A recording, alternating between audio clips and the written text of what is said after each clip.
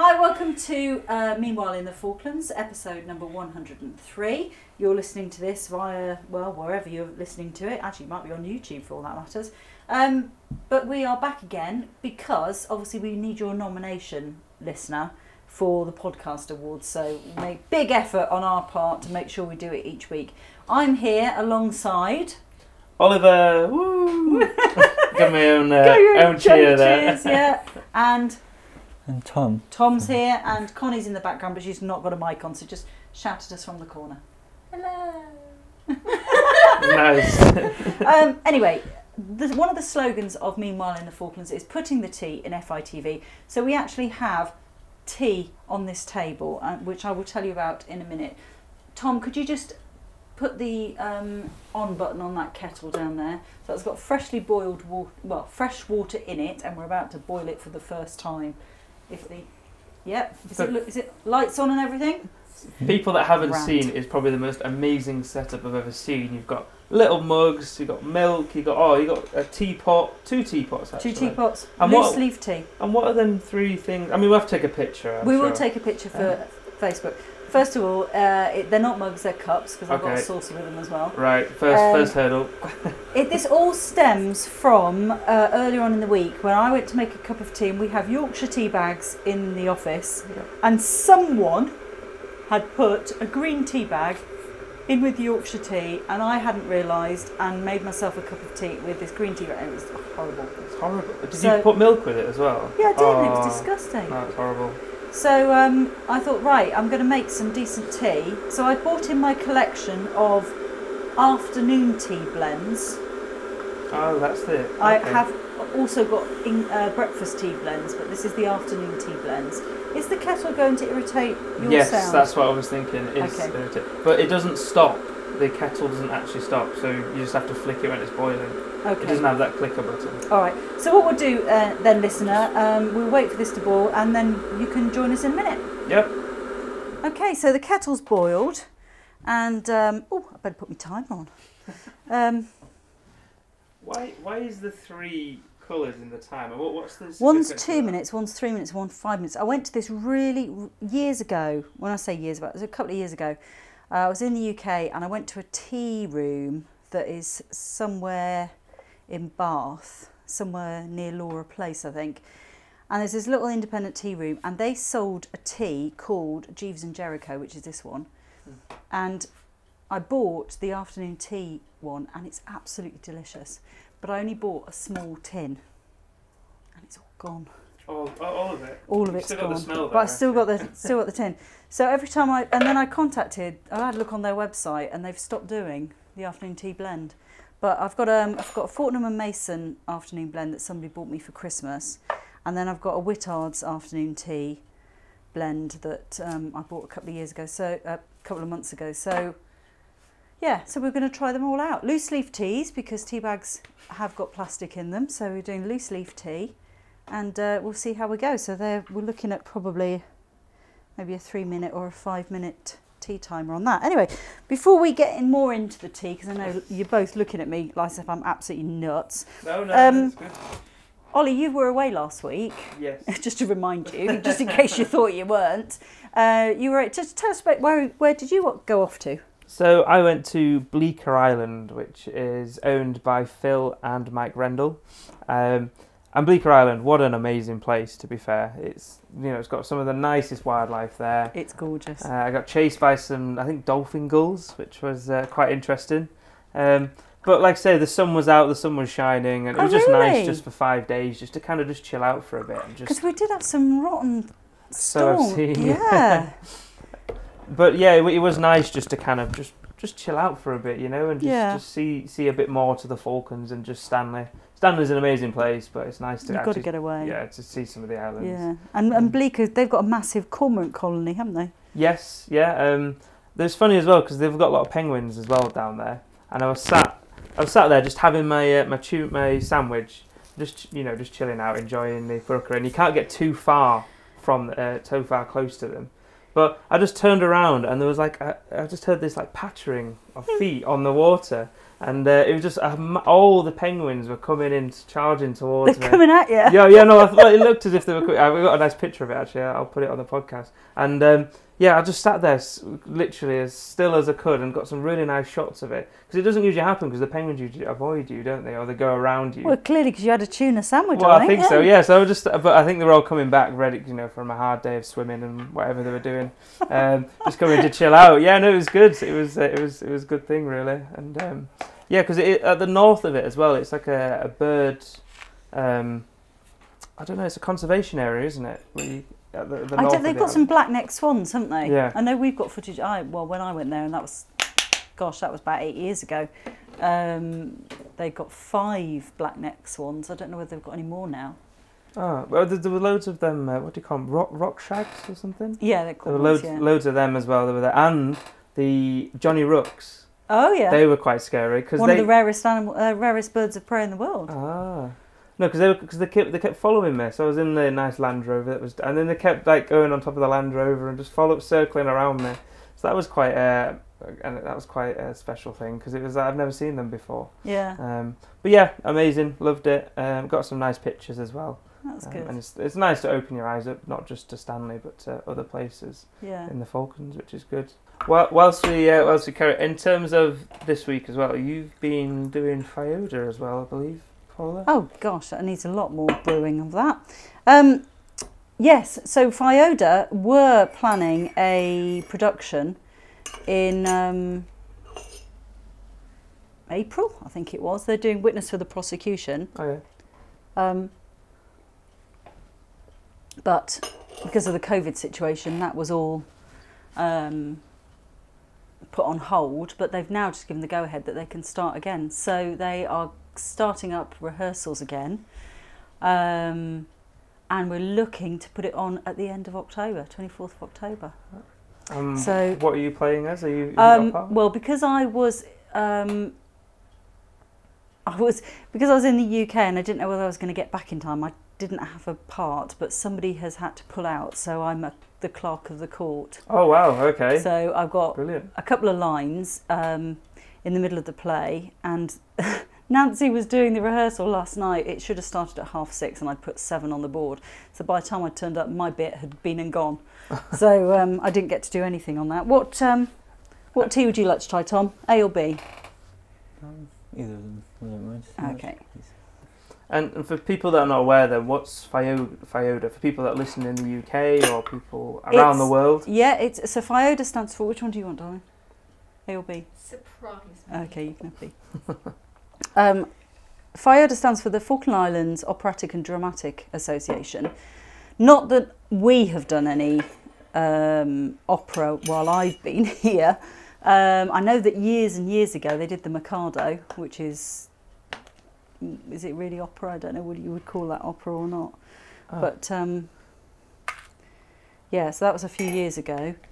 But since then, they haven't really done much. We did The Importance of Being Earnest a few years ago. We've done Shakespeare. We've done Much Ado About Nothing. We did a little snippets of Shakespeare. We've done musical, little like reviews with lots of different musicals. Regular pantos. Okay. They've done, and years ago they used to do a variety show which they would do in July, but that sort of went by the by really. And is there quite a lot of people then that get involved? Yeah, quite a lot. It's a really good, if you're thinking of coming down to the Falklands and you think, what could I take part in? FIODA is a brilliant way of meeting lots of different people very, very quickly. Same as the Spinners and Weavers Guild as well. Oh, though, but you've joined some sports. I have. I was going to come into that later. Yeah, definitely. But tell us about your sports. There's been quite a few, to be fair. Archery, been giving that a go. Starting off, that was quite good. I got my own bow, which is good. So it's a bit too strong for me at the moment. So I'm still trying to build up my upper body strength. Another one as well is short mat bowls, which has just joined which is the newest sport in the islands for now. Yeah. Which is going quite well. So they're just starting to do the preparations for the Island Games next year as well, so we're starting that. And Steve has also been playing short mat bowls in the Steve doubles. Yeah, he got really quite far, didn't they? They did well, apparently. Yeah, they got last night. got into the semi-finals, which is good. But again, show my bowlers. There's even the governor's playing as well, which is good, and his wife as well, Emma. And it's just great. It's a great little sport, just chilling out at the end of a day. You know, just throwing a few balls at the What school. I like about it, not being a very outdoorsy person, is the fact it's inside.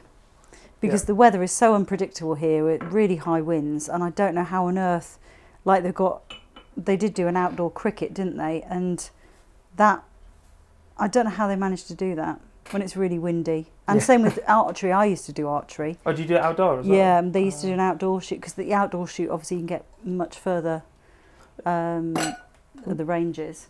Well, it's one of the most successful sports, isn't it? It is at the moment, Archery, yeah. Okay, so we just made a little adjustment, because I think I either put far too much milk in the cups or I didn't make the tea strong enough. But we've all got what we've got. Connie, from a distance, because I know you're not mic'd up, which did you have, A or B? I had B and it was horrible. Okay, you didn't like that. Tom, what did you have and what did you think? I had A. It was alright, I think. It's all right. Yeah.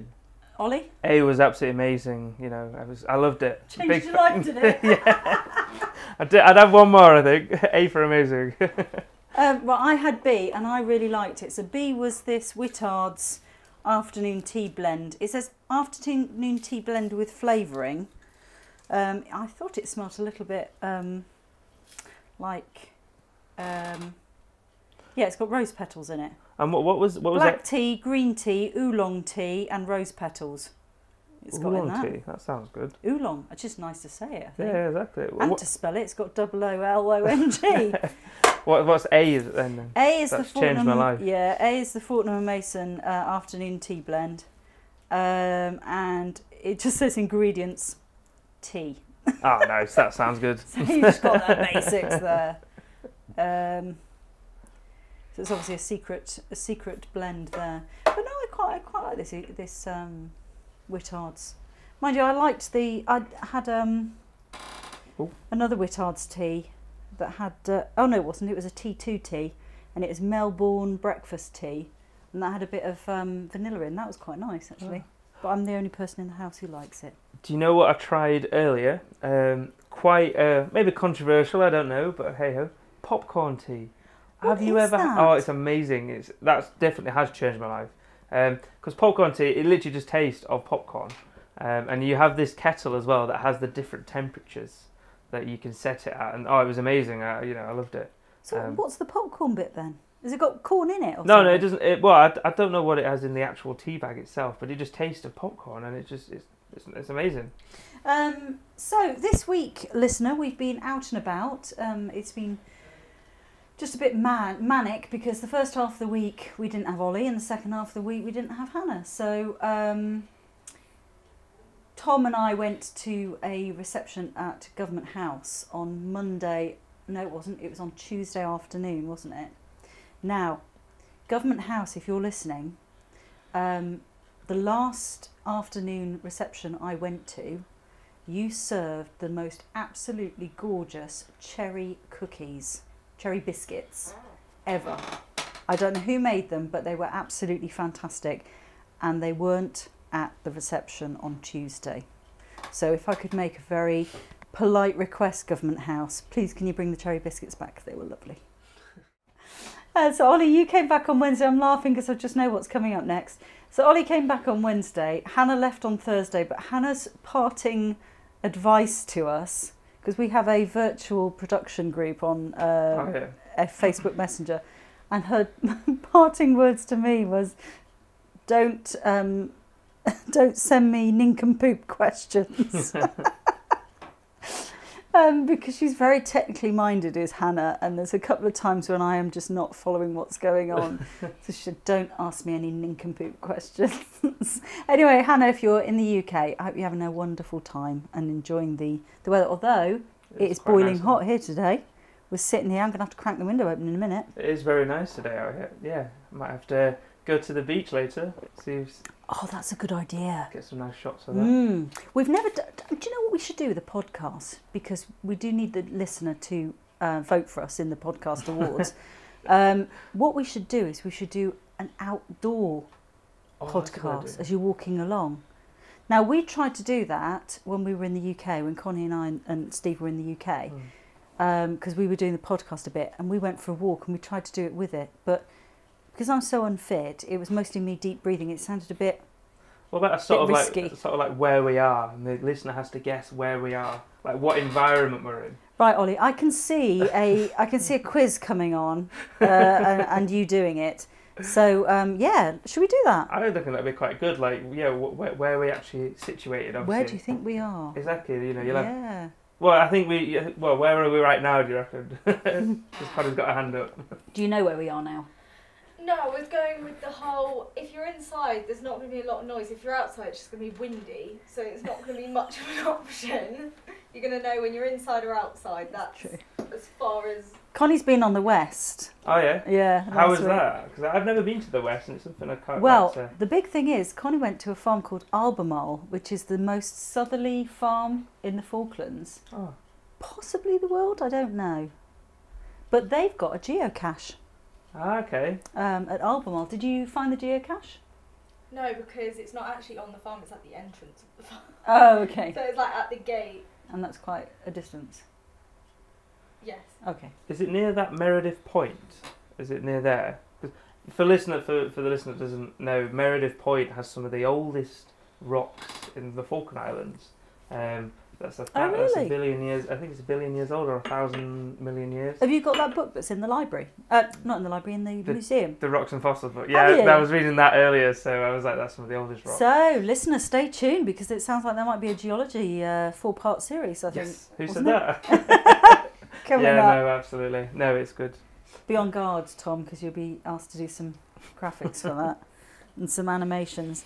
Talking of animations, you guys have got some kind of VR thing. Would you please tell me what that's all about? Because I have no idea. I think this is take over to Tom. You've got the VR set. What is it? So it's basically it's a headset, but instead of just playing the game with just no controller and like twiddling your thumbs and stuff, it's like you actually have to like get up and physically do all the stuff you want your character to do.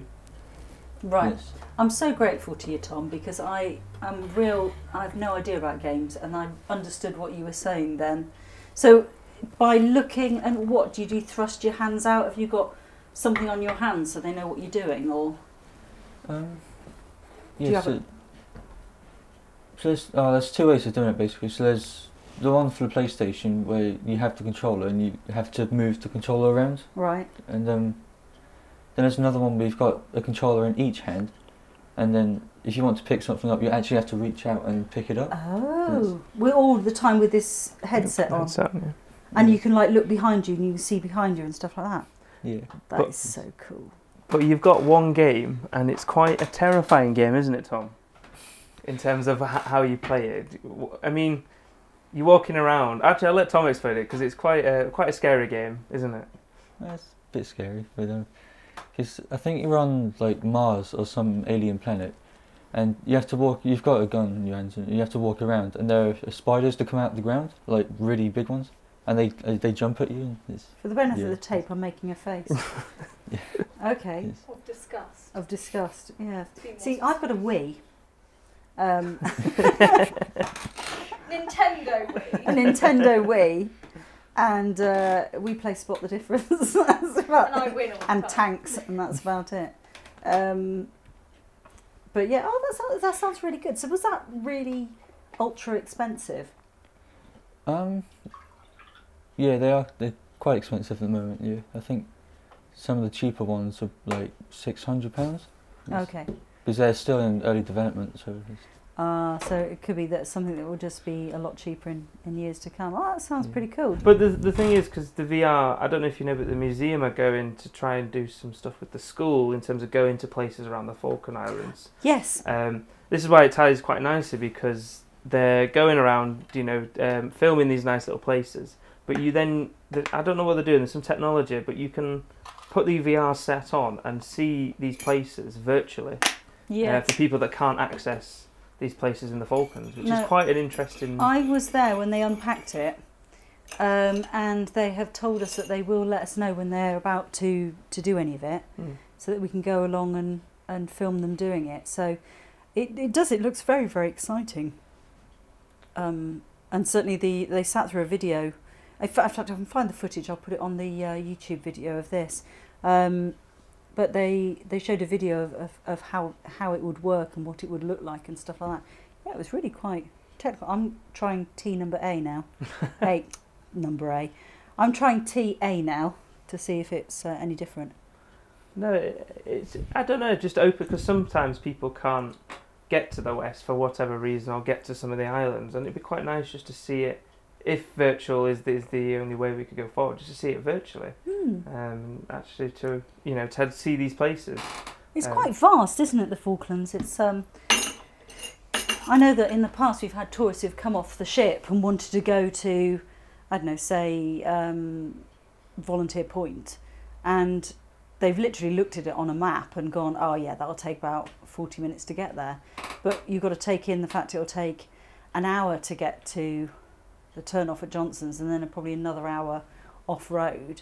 And nothing's ever quick to get to. You've got to enjoy the ride, as it were. But I noticed on Facebook that if anyone is down in the Falklands and they fancy going to see Volunteer Point, they've obviously got cancellations that have opened up, so perfect opportunity to go and see. I think it's one of the most northerly king penguin colonies, isn't it? I think this is the furthest north the kings go. Because me and Kyle went. Kyle, who used to work here. Oh yeah. That was I think that was the first trip we ever did. Went to Volunteer Point. Went on the Land Rovers. It got bogged and all that, so it was quite good. Yeah, the full works. Yeah. So yeah, looking at next week. Well, I'm sorry to say, listener, and if you're viewing FITV as well, it's not looking particularly full next week. So we've just had our MLA slot on Wednesday cancelled, so we won't have an MLA talking next week. So I really don't know. It might just be cricket prizes, darts, and that's it really next week. Football as well.